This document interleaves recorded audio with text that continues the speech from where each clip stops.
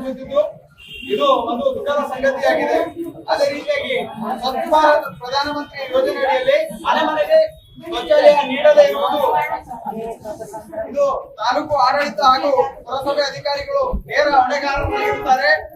ಈ ಮೂಲಕ ತಮ್ಮಲ್ಲಿ ಎಚ್ಚರಿಸುವುದೇನೆಂದರೆ ಸಾರ್ವಜನಿಕ ಶೌಚಾಲಯ ಅಗತ್ಯವಿದ್ದು ಕೂಡಲೇ ತಾಲೂಕು ಆಡಳಿತ ಹಾಗೂ ಪುರಸಭೆ ಮುಖ್ಯಾಧಿಕಾರಿಗಳು ಮೇಲೆ ನಮೂದಿಸಿರುವ ನಿವಾಸಿಗರಿಗೆ ನಿವೇಶನ ಹಾಗೂ ಶೌಚಾಲಯದ ವ್ಯವಸ್ಥೆ ಜಾರಿಯಾಗಬೇಕು ಎಂದು ಕರವೇ ಸ್ವಾಭಿಮಾನಿ ಸೇನೆ ಒತ್ತಾಯಿಸುತ್ತಾ 1 ತಿಂಗಳುಗಳ ಕಾಲ ಗಡುವನ್ನು ನೀಡುತ್ತೆ. ಅಂದ್ರೆ 1 ತಿಂಗಳುಗಳ ಕಾಲಾವಕಾಶ ನೀಡುತ್ತೆ.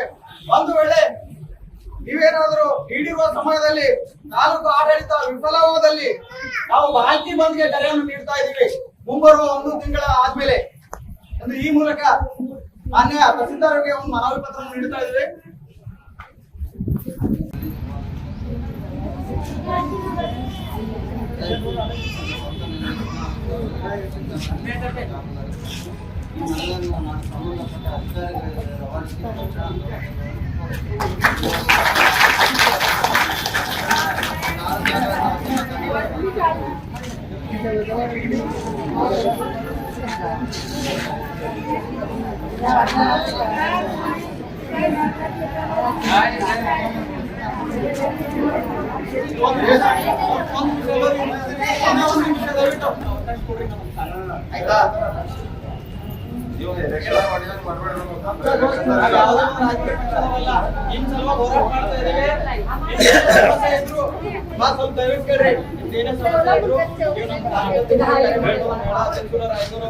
ಏನೇ ಇರಲಿ ಆದಷ್ಟು ಬೇಗ ಯಾವ ಕೆಲಸ ಆಗಲ್ಲ ಆದಷ್ಟು ಬೇಗ ಏನೋ ನಿವೇಶನ ಅವ ಮತ್ತ ಶೌಚಾಲಯಗಳವ ಬೇಕು ಬೇರೆ ಏನೇ ಕೆಲಸ ಇದ್ರು ಇಮಿಡಿಯೇಟ್ ಯಾವ್ದು ಆಗುತ್ತೋ ಜೊತೆ ಆ ಕೆಲಸಗಳು ಇಮಿಡಿಯೇಟ್ ಆಗಿ ನಾವು ಬಗೆಹರಿಸೋ ಕೆಲಸವನ್ನು ನಾವು ಮಾಡ್ತಾ ಇದೀವಿ. ಸುಮಾರು ಇವಾಗಲ್ಲ 10-15 ವರ್ಷದಿಂದ ನಮ್ಮ ರಾಜ್ಯಾಧ್ಯಕ್ಷರು ಇಡೀ ರಾಜ್ಯಾದ್ಯಂತ ಎಲ್ಲಾ ಕಡೆ ಹೋರಾಟ ಮಾಡ್ಕೊಂಡು ಬಂದಿದ್ದಾರೆ. ಹಾಗೆ ಅದೇ ರೀತಿ ನಾವು ಸುಮಾರು 5 ರಿಂದ 6 ವರ್ಷ ಆಯ್ತು ಇದರ ಜಿಲ್ಲಾದ್ಯಂತ ಎಲ್ಲಾ ಕಡೆ ತಾಲೂಕು ಸಮಿತಿ ವತಿಯಿಂದ ಹಾಗೂ ಜಿಲ್ಲಾ ಸಮಿತಿ ವತಿಯಿಂದ ನಾವು ಹೋರಾಟ ಹಮ್ಮಿಕೊಂಡು ಸುಮಾರು ಏನು ನಮ್ಮ ಹೋರಾಟಕ್ಕೆ ಒಂದು ಪ್ರತಿಫಲ ಕೂಡ ಸಿಕ್ಕಿದೆ.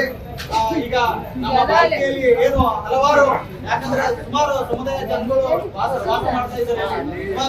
ಸುಮಾರು ಜನರಿಗೆ ಕನ್ನಡ ಬರಲ್ಲ, ಸುಮಾರು ಜನರಿಗೆ ಕನ್ನಡ ಓದಕ್ ಬರಲ್ಲ. ಹೀಗಾಗಿ ನಾವು ಹಿಂದಿನ ದಿನದಲ್ಲಿ ರಾಜ್ಯ ಸರ್ಕಾರ ಒಂದು ಆದೇಶ ಹೊರಡಿಸಿದ್ದು ಏನಪ್ಪಾ ಅಂದ್ರೆ 60ರಿಂದ 70% ಕಡ್ಡಾಯ ಕನ್ನಡ ಬಳಸಬೇಕು.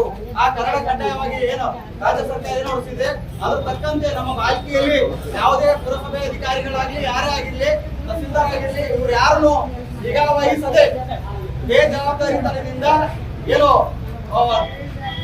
ಆ ರಾಜ್ಯ ಸರ್ಕಾರದ ಏನು ಆದೇಶ ಇದೆ ಅದಕ್ಕೆ ಗಾಳಿಗೆ ತೂರಿ ಮನಬಂದಿಗೆ ವರ್ತಿಸಿದ್ದಾರೆ. ಹಾಗೆ ಅದೇ ರೀತಿ ನಾವು ಇದನ್ನೆಲ್ಲ ನೋಡಿ ನಮ್ಮ ಕನ್ನಡ ಪರ ಏನು ಹೋರಾಟಗಾರರಿದ್ದೀವಿ ತಾಲೂಕಾ ಸಮಿತಿಯಿಂದ ಏನು 60ರಿಂದ 70% ಕನ್ನಡ ಏನು ಕಡ್ಡಾಯವಾಗಿ ಏನಿದೆ ಆ ಕನ್ನಡ ಇಲ್ಲದೆ ಇರೋ ನಾಮಫಲಕಗಳನ್ನ ಎಚ್ಚರಿಸುವಂತ ಕೆಲಸವನ್ನು ನಾವು ಮಾಡಿದ್ವಿ ಈ ಹಿಂದೆ. ಅದಕ್ಕಾಗಿ ನಾವು ಹೇಳ್ತಾ ಇದೀವಿ ಇವಾಗ ನೋಡ್ರಿ ಬಾಲ್ಕಿಯಲ್ಲಿ ಎಲ್ಲಾ ಕಡೆ ಕನ್ನಡ ರಾಜಾರಿಸ್ತಿದೆ. ಇದಕ್ಕೆ ಪ್ರತಿಫಲ ಏನಂದ್ರೆ ನಮ್ಮ ಹೋರಾಟ. ದಯವಿಟ್ಟು ನೀವೆಲ್ಲ ಪ್ರೋತ್ಸಾಹ ಕೊಡ್ರಿ. ನಿಮ್ಮ ಸಮಸ್ಯೆಗಳಿಗೆ ಬೆಂಬಲ ನಾವು ಕೊಡ್ತೀವಿ. ಏನೇ ಸಮಸ್ಯೆ ಇರಲಿ ಪರಿಹಾರ ನಾವು ಕೊಡ್ತೀವಿ. ನಮ್ಮ ವಿಜಯವಾಹಿನಿ ನ್ಯೂಸ್ ಚಾನೆಲ್ನಲ್ಲಿ ಪ್ರಮೋಷನ್, ಜಾಹೀರಾತು, ಅಡ್ವರ್ಟೈಸ್ಮೆಂಟ್ ನೀಡಲು ಸಂಪರ್ಕಿಸಿ 9535808456.